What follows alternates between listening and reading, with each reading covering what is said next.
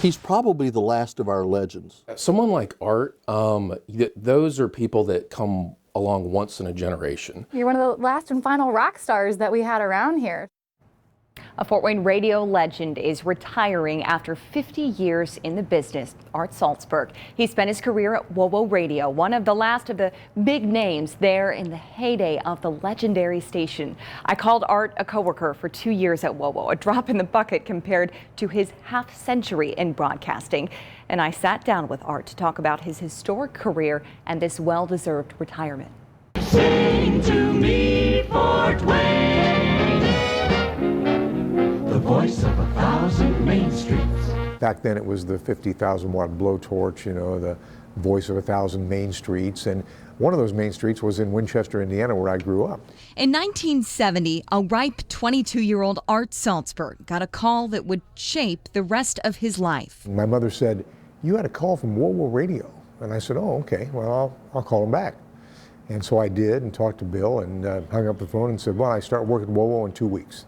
At the time, WOWO was one of 7 radio stations owned by Westinghouse Broadcasting.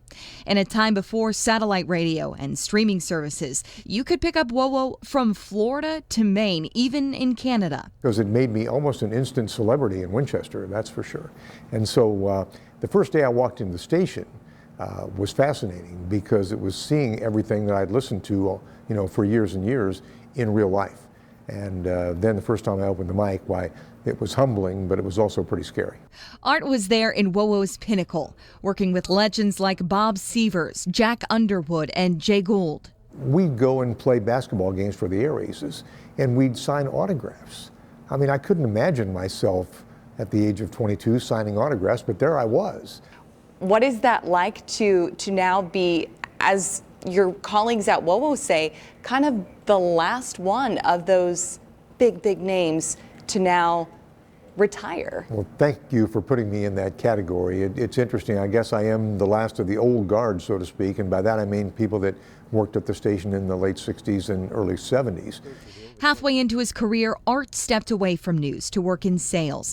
During that time, he continued sports talk with ABC 21's own Dean Pantazzi. It is 24 minutes before 7 o'clock on Sports Talk. Dean, I believe our special guest is on the line. And that would be Coach Bob Knight of the Indiana Hoosiers, in town to sign stuff at the H.H. Gregg. And I, Coach, glad to have you on. Well, it was a really good game for us, fellas. Art's sports career earned him a spot in the Indiana Sports Writers and Sportscasters Association Hall of Fame.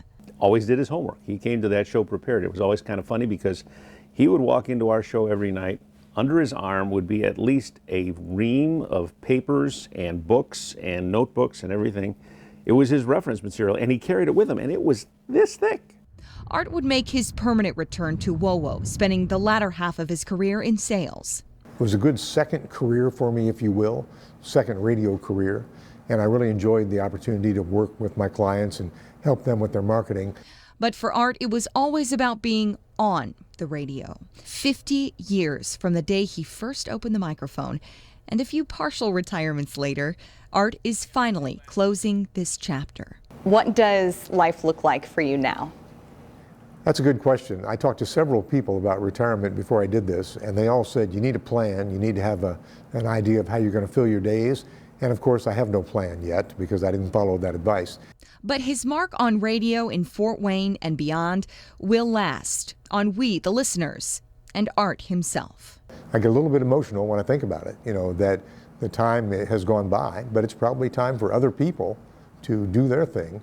I'm just glad I had the chance.